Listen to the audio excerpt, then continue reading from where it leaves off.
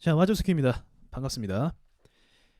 자, 요즘에 왜 영상 안 올리냐 그런 말이 좀 도는 것 같아갖고 오늘 영상 올립니다. 제가 요즘 생각이 좀 많아요. 지금 상황에 대해서 좀 생각을 많이 하고 있고 이제 주말간에 여러 가지 정보들을 많이 수집을 하고 또 이제 또 이야기를 듣고 그랬습니다. 그래서 거기에 대한 정리한 거를 오늘 말씀드릴 테니까 자, 이제 노약자란다. 심신이 약하신 분들은 이 영상을 보시면 아마 좀 정신적으로 좀 데미지가 있으실 거예요. 자, 시작하겠습니다. 요즘 들어 제가 좀 말을 잘 못해졌어요. 좀 말을 못해졌어요. 생각이 너무 많아서 그런 것 같아요. 제 생각에는. 그러니까 이해해 주세요. 뭐 말 못할 수도 있죠. 어쨌든. 자, 보시는 건 나스닥 차트입니다. 나스닥이 반등이 크게 성공을 하고 있죠. 따라서 우리나라 증시도 같이 성공을 하고 있습니다. 참 웃긴 건 뭐냐면 지금 한국 증시를 설명하려면요. 나스닥을 설명하는 거예요, 그냥. 코스피 상승 이유 왜 오르지? 나스닥 오르니까. 이거는 그 전에 제가 말씀드렸어요. 그래서 여러분 착각하시면 안 되는 게 한국 증시에 대한 어떤 낙관론, 그러니까 한국 경제는 괜찮다라는 말은 정말 말도 안 되는 소리입니다. 제일 거짓말이에요. 한국 경제 괜찮다. 한국 증시가 뭐 계속 상승할 거다. 나스닥이 상승하면 상승해요. 근데 나스닥이 박살나면 끝나요. 오늘 경험했잖아요. 어저께 나스닥이 마이너스 2% 종가 때리니까 오늘 1.5% 개파락했잖아요. 그리고 나서 나스닥이 선물 차트가 장중에 선물 차트가 상승하니까 한국 증시 올라갔어요. 그러니까 지금 현재 한국 증시는요. 한국 기업들은 오로지 나스닥 미국 경제의 의존도가 높다라고밖에 볼 수가 없어요. 이해되시죠?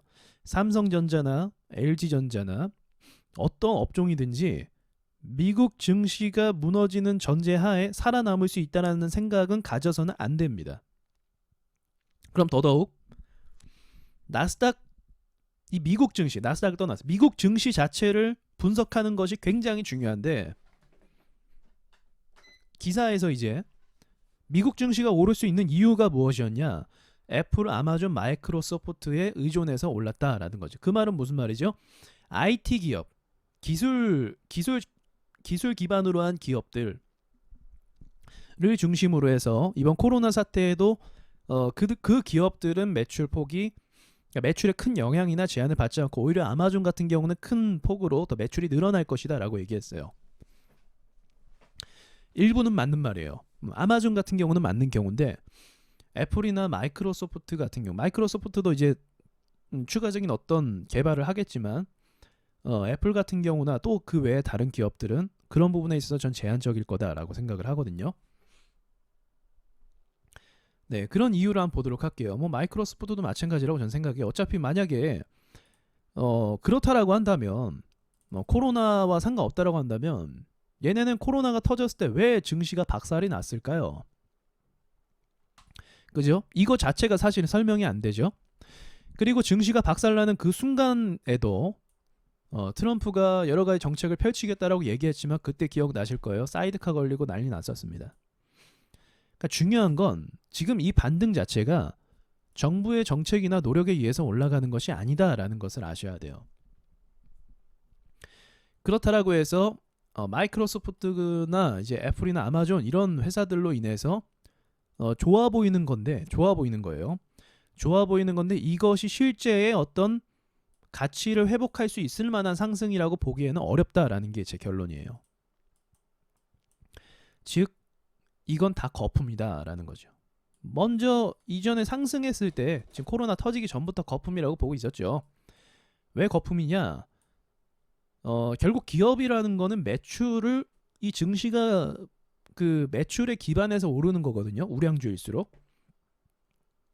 근데 다른 이제 근데 이 아마존이나 저기 이제 애플이나 마이크로소프트 이런 회사들은요. 매출 상승이 이제 있긴 있었어요. 상승이 있긴 있었는데 그것이 그렇게 이 증시를 반영할 만큼의 상승은 아니었어요. 제가 보기에는. 그러니까 증시가 더 많이 올랐고 매출폭은 그보다는 적다라는 거죠. 여러분들이 한번 따로 보세요. 제가 보여드릴 수도 있는데 여러분들이 한번 보세요. 애플만 보여드릴게요. 시간상 이제 넘어가려고 하는 건데. 자, 마이크로소프트가 매출폭이 상승하고 있죠. 네, 상승하고 있어요. 이게 이제 마이크로소프트 같은 경우는 단순히 이제 그 운영 체제만으로 장사를 하진 않더라고요. 다른 어떤 서비스도 제공을 하고 있는데 어쨌든 그런 부분에 있어서 운영을 굉장히 잘하는 것 같아요. 근데 실제로 이 매출, 내 돈을 벌어서 가져가는 것 대비해서는 증시가 더 올랐죠. 그러니까 예를 들면은 2015년도에 48달러 부근인데 50달러 부근인데 지금 200달러 가까이 갔으니까 거의 4배가 오른 거죠. 그럼 매출도 제가 봤을 때는 더 뚫어줘야 돼요, 이게. 이해되시죠? 무슨 말인지. 아니라는 거죠. 애플도 마찬가지. 아마존은 늘긴 했어요. 근데 애플은 뭐 늘 똑같아요. 매출폭 자체가. 아마존은 늘긴 했습니다. 아마존은 더 늘 거예요. 제가 봐도. 이제 그런 부분이 있는데 거품이라는 거죠, 그냥. 제가 하고 싶은 말은 거품이다. 그리고 이번에 거품이 빠지려고 한 거였고 지금 상승하는 건 역시도 거품이다. 그럼 한국 증시는 거품이냐? 당연히 거품이죠. 나스닥 쫓아가는데. 나스닥 선물 차트 보여드릴게요. 자, 나스닥 선물 차트입니다. 오늘 우리나라 증시 장 열릴 때랑 시간을 비교해 보도록 할게요. 자, 오늘 13일 9시부터 땡 시작했죠.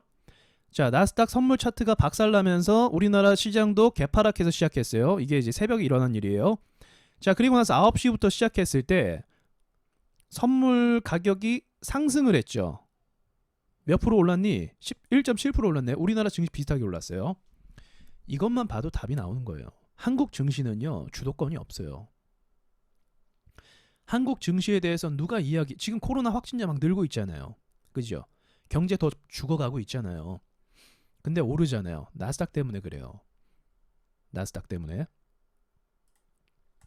자, 그러니까 이 나스닥이 이 정도로 이제 오를 거라고는 저도 예상은 못했지만, 근데 오른 이유를 제가 구체적으로 살펴보니까 애플, 아마존, 마이크로소프트에 의해서 상승을 했다라는 거죠. 쉽게 얘기하면 이 세계 증시 자체가 이 나라의 증시, 세계 종목 말고요.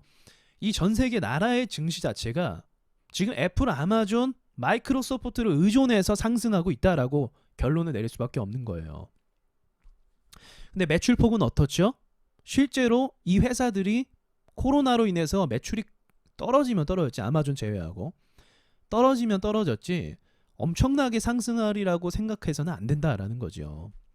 마이크로소프트 같은 경우도 기업 상대로 매출을 내는 거고, 애플 같은 경우는 이제 그 노트북이라든지 핸드폰을 팔아서 수익을 내는 건데, 그건 또 소비잖아요. 어떻게 보면 뭐 필요한 부분이기도 하지만 또 기존에 있는 핸드폰을 오래 쓸 수도 있어요. 돈이 모자르면. 그런 부분에 대해서 제한적이면 제한적이지 이게 큰 폭으로 상승하기는 어려운 건데, 지금 제가 보기에 이제 글로벌 주가 조작 세력이 이 세 개의 주식을 가지고 상승시키고 있는 거예요. 자, 그러면 이제 넘어가서 다른 얘기 해볼게요. 차트에 대한 이야기 말고. 자, 오늘 영상의 제목은 이제 경제 공황에 대한 이야기인데, 저는 경제 공황이 온다에 굉장히 높은 무게를 두고 있어요. 그러니까 여러분들이 제 얘기를 듣고 스스로 판단을 하세요. 제 의견이고 견해니까. 무조건 선동하는 게 아니에요. 저는 이제 늘 제가 유튜브를 그렇게 해왔잖아요. 오랫동안 보신 분들은 아실 거예요. 그냥 저는 제 생각을 솔직하게 얘기해요. 얘기하고, 그리고 나서 이제 오랫동안 저를 보신 분들은 제가 얘기하는 거에 대한 어떤 근본적인 포인트, 그러니까 본질적인 포인트는 제가 짚고 가기 때문에 결국에는 그러한 흐름대로 가는 경우를 많이 보셨을 겁니다. 똑같이 얘기하는 거예요. 그래서 늘 똑같아요, 저는. 첫 번째, 미국 경제활동 재개할 수밖에 없죠.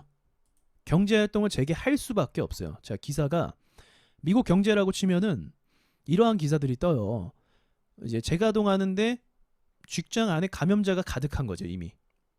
근데 먹고는 살아야 되니까 일은 해야 되잖아요. 어쩔 수 없잖아요. 그리고 저축률이 올라가고 있다라는 것은 돈을 안 쓴다라는 거예요. 이건 디플레이션을 얘기하는 거죠.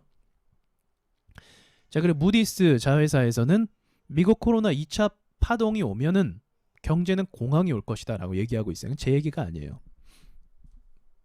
저도 이거 동일하게 동의합니다. 만약에 경제 재개했죠 지금. 근데 한 번 더 코로나로 인해서 어쩔 수 없이 셧다운이나 이런 경제적인 제어를 또 걸게 되면 유가는 또 박살납니다. 유가 또 박살나고 그 다음이 이제 진짜로 차트가 무너지는 순간이 될 거라고 보고 있어요. 높은 확률로. 예, 그래서 이제 경제를 재개할 수밖에 없는 지금 후퇴할 수밖에 없는 거예요. 자, 그럼 지금부터 약간 음모론적인 얘기를 해보도록 할게요. 또 이거 좋아하시는 분들이 있더라고요. 저는 지금 이 문제의 출발점이 중국이라고 보고 있죠. 모든 나라가 다 그렇고요. 자, 생각을 해봤어요. 이 코로나로 인해서 누가 가장 수혜를 입을 것인가? 그럼 중국이에요. 제가 봤을 때. 중국이 이 코로나를 사태를 통해서 가장 수혜를 입는 나라 중에 하나입니다. 왜 그럴까요? 아시는 분은 아실 거예요. 국제 정치를 보시면 트럼프가 당선되고 나서부터 중국을 엄청 때렸어요. 중국이 성장하는 걸 막는 거죠. 미국이라는 나라가 경제 대국 그리고 군사 대국으로서 자리를 잡는 데 있어서 가장 걸림이 되는 나라가 누구냐? 중국이에요. 러시아도 아니에요. 중국. 그래서 중국, 러시아, 이란, 우리 정은이 있는데 북한 얘네가 짝짝꿍 하고 있잖아요. 넷이서. 이란의 2인자를 이제 솔레이마니를 암살했다라는 거 얘네 다 보라는 거예요. 얘네. 너네 봐라. 트럼프가 그거를 해냈고요. 실제로. 명분은 만들기 나름이죠. 어쨌든 이제 가장 위협이 되는 국가라는 거죠. 그래서 중국에서 여태까지 진행된 무역전쟁에 대한 이야기는 지금 1차 합의잖아요. 무역전쟁 1차 합의. 아직 안 끝났다라는 거예요. 2차, 3차 가기 위해서 실랑이가 벌어질 거고 또 한 번 중국을 옥죄할 겁니다. 트럼프가 2차는 언제 갈까요? 재선이 되고 나서. 중국이 가장 원하지 않는 그림은 뭘까요? 트럼프가 재선이 되면 절대로 안 돼요.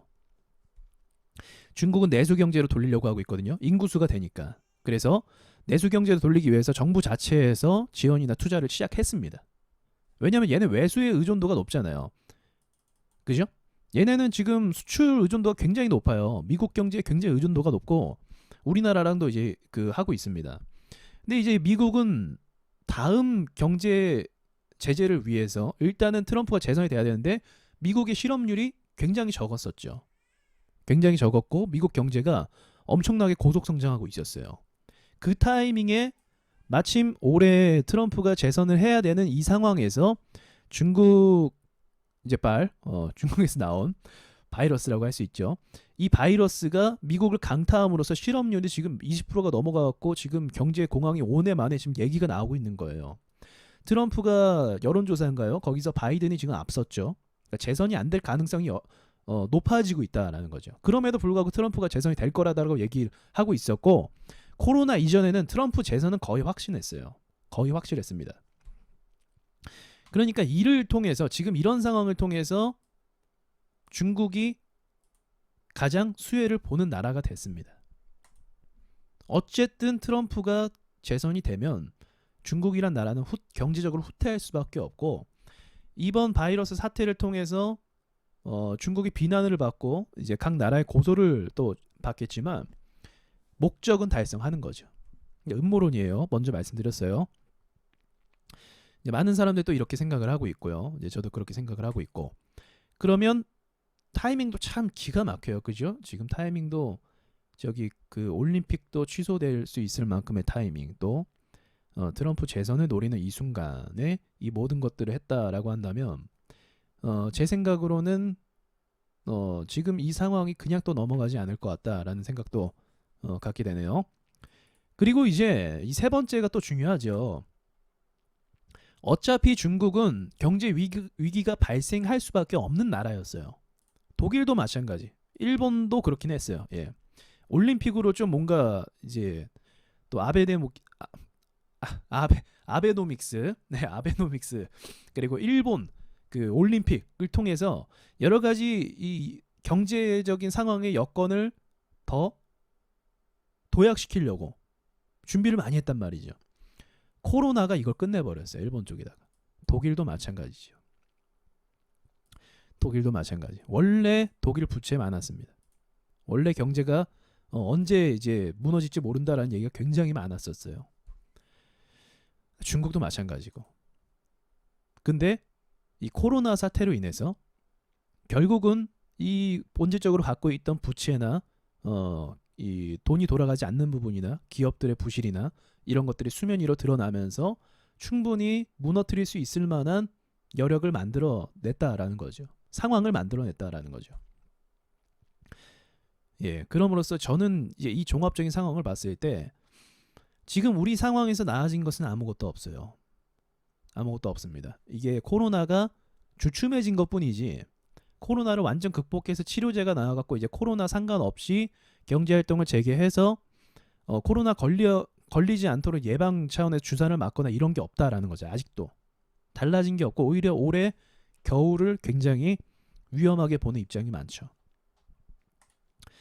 그런 의미에서 나스닥을 보면 굉장히 과열된 이 증시 빠지게 되면 어디까지 빠질까? 빠지게 되면 어디까지 빠질까요? 쭉쭉 빠질 수 있겠죠? 네, 전 그렇게 보고 있어요. 이런 빠지는 상태가 된다라고 한다면 한국 증시는 절대로 무시할 수가 없습니다. 절대로 피해갈 수도 없고요. 코스피는 아직도 하락 추세 중이에요. 사실 많이 올라오고 많이 선방했는데 그래도 멀었어요. 사실은 멀었습니다. 지금 코스닥만 독주하고 있는데 코스닥도 이거 분명히 말씀드릴게 우리 코스닥 시장이 아무리 좋았어도 지금 이러한 상승 속도나 시장 좋은 거는 굉장히 이례적이에요. 굉장히 이례적입니다. 상승폭을 비교해 보세요. 우리 최근에 가장 좋았던 때와 상승폭 시간도 이때는 한 3개월 4개월 정도의 시간을 걸치면서 상승했거든요. 근데 지금은 단 한 달 반 정도 만에 이 정도 상승했습니다. 그죠? 네.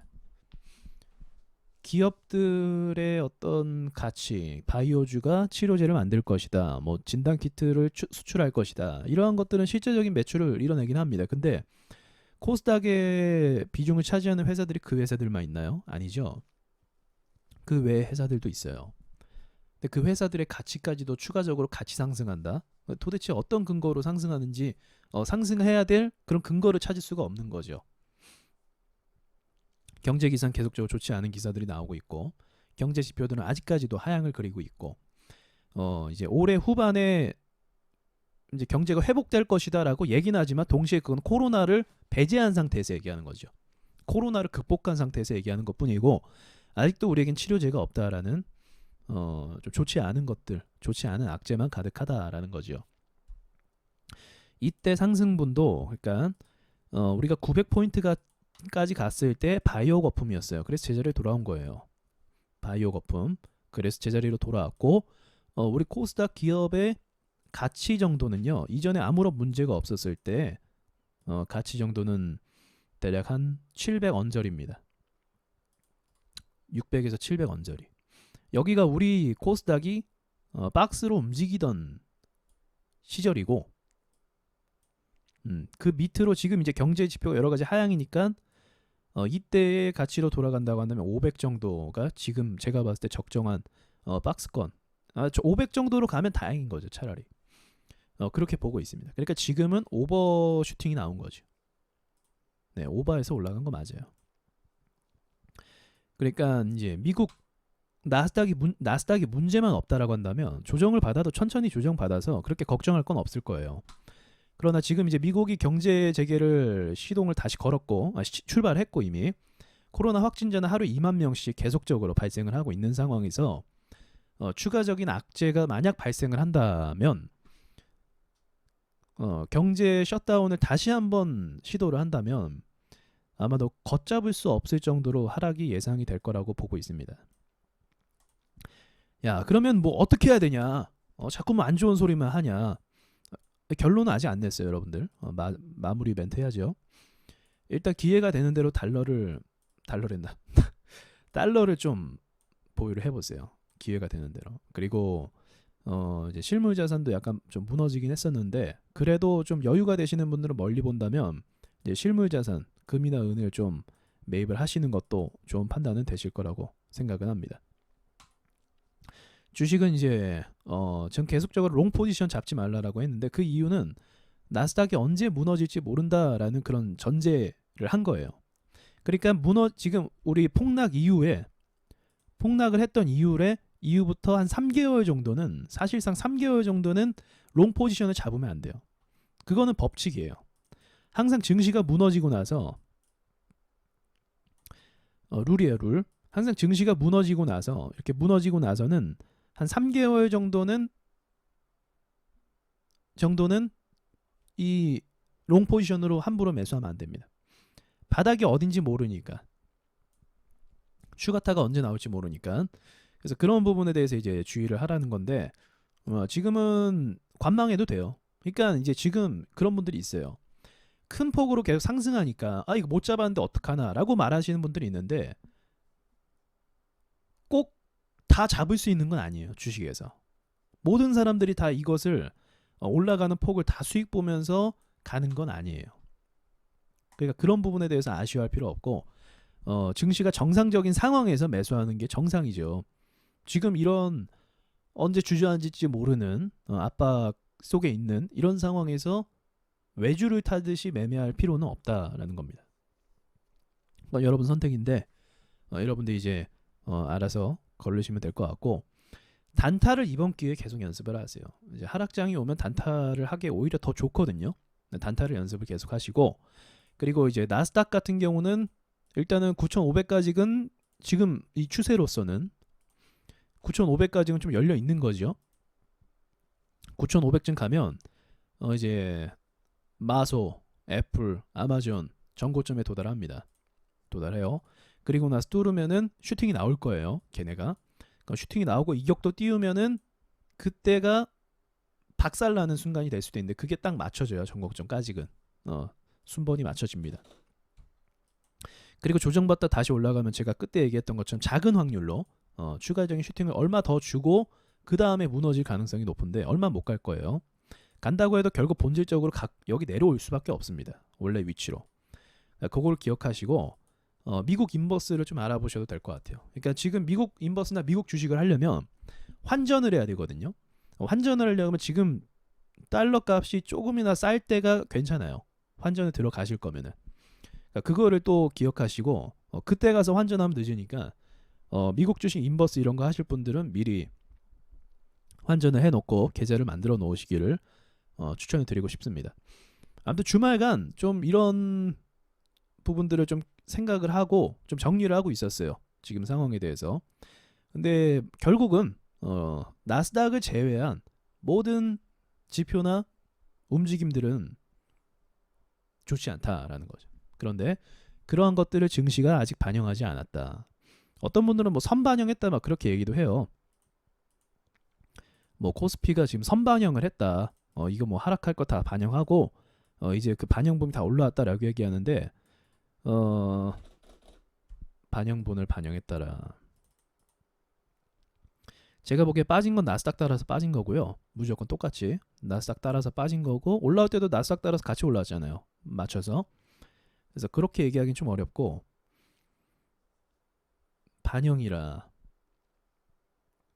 반영을 할 거면 지금 경제가 뭐 거의 뭐 4분의 1 토막 정도 났으니까 그죠? 4분의 1 토막 정도 났으니까 뭐 정상적이라고 한다면 1800 부근에 좀 머물러 있어야 되는 것이 아닌가. 현재 상황에서는 그렇게 생각을 합니다. 네. 그러니까 이제 앞으로 다가올 우리 리스크 관리하는 거잖아요, 이것도. 예. 다 시간이 지나고 뭐 주식을 뭐 오늘 당장만 합니까? 아니죠. 앞으로도 계속 할 텐데 지금 상황만큼은 이러한 리스크가 저는 분명히 올 것이다라고 전제하고 있기 때문에 여러분들한테 이 영상을 올리는 이유는 대비하라는 거예요. 대비하라는 거. 이번 기회에 단타 연습도 해보시고 데이 트레이딩 연습도 해보시고 다 해보세요. 네. 장타는 의미가 없다라고 이제 전제를 하시고 하락장이나 긴 하락 추세가 가면 장타는 정말 의미가 없고 데이 트레이딩 단타 이런 것만 이제 숏으로 치는 것만 좀 유효할 거예요. 그렇게 지금도 그러고 있고. 그러니까 그렇게 한번 가세요. 지금 제가 개발 종목들을 보면 정말 개인 투자자가 미친 듯이 들어와요. 분봉을 보면 알 수 있어요. 분봉을 보면 조금만 주식이 튀어 오르려고 하면 개인들이 어마어마하게 들어옵니다. 어마어마하게 들어와요. 개인들이 튀어 오르려고 하면 막 달라붙는 거예요. 그래서 오히려 지금 시장 같은 경우는 좀 단타가 잘 안 되는 시장이기도 해요. 왜냐하면 세력들 입장에서도 주가를 올리려고 하는데 조금만 올리려고 하거나 조금만 VI에 걸리면 개인들이 막 들어오는 거죠. 그래서 밀어내기 바빠요. 밀어내기 바빠요. 주식을. 지금도 오히려 이제 너무 과열됐다라는 걸 증명하는 겁니다. 지금 시장이 너무 과열돼 갖고 그거 아시죠? 주식하는 사람들은 2천만 원이란 재산이 있잖아요. 만약에 내가 2천만 원이 있어요. 그러면 2천만 원 다 주식이에요. 나 2천 있으니까 1천만 원만 해야지. 이런 사람 없어요. 대부분 2천만 원 있으면 2천만 원 다 주식합니다. 현금 갖고 있는 거. 그 정도로 이 주식 시장에 그 유혹이나 이 현금 유입이 굉장히 빨라요. 그만큼 제가 보기에는 정말 이 영상을 좀 봐서라도 좀 대비할 수 있는 사람들은 적당히 하세요. 그냥 진짜 곡소리 날 겁니다. 나스닥 무너지는 순간부터 우리가 대응할 수 없는 영역으로 주가가 빠질 거예요. 우리 얼마 전에 빠졌을 때 그러니까 신규로 들어온 개미들은 이때 모를 거예요. 이때 어떤 상황이었는지 대응을 못해요. 손절을 못해요. 왜냐하면 하루 만에 마이너스 20%가 찍혀 있으니까요. 1,000만 원 투자했는데 하루 만에 200만 원 까여 있으니까요. 기술적 반등 나오겠지 기대하면서 또 그전처럼 다시 올라오겠지. 안 올라왔죠. 전혀 안 올라왔죠. 기억하시죠? 이 몇 주 동안 이렇게 됐나요? 거의 뭐 2월 우리 중순부터 시작했으니까 한 달 정도를 계속 내리박았었네요. 봐주는 거 없었죠 이때 시장. 예, 봐주는 거 없었어요. 계속 내리박았었어요. 그리고 이번에 기술적 반등이 크게 나왔기 때문에 존버하면 이기는구나, 장투하면 이기는구나. 여러분 이렇게 그 무너졌는데 올라오는 경우의 수 거의 없습니다.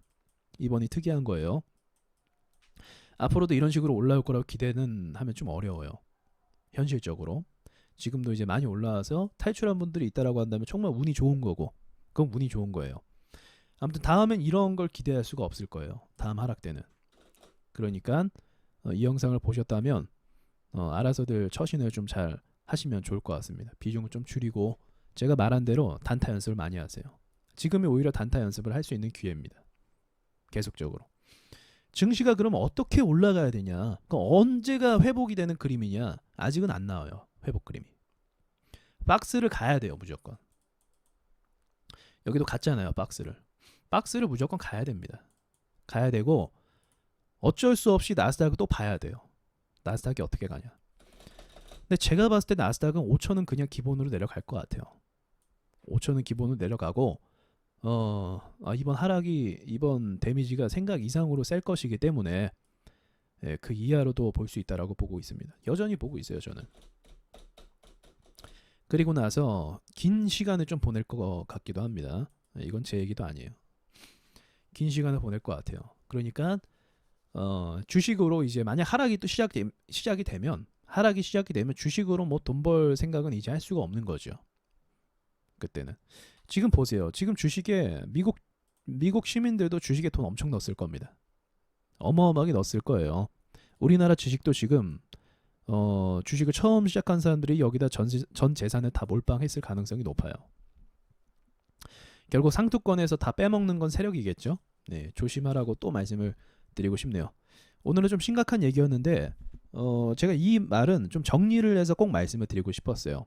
음모론일 수도 있겠지만 본질적인 이야기 자체는 제가 말하고 싶은 거는 매출, 우리 이 전체적인 시장, 미국 시장을 주도하는 기업의 매출이 주체가 누구냐, 시장을 주도하는 종목이 누구냐를 봤을 때 기대치 이하라는 거죠. 기대치 이하.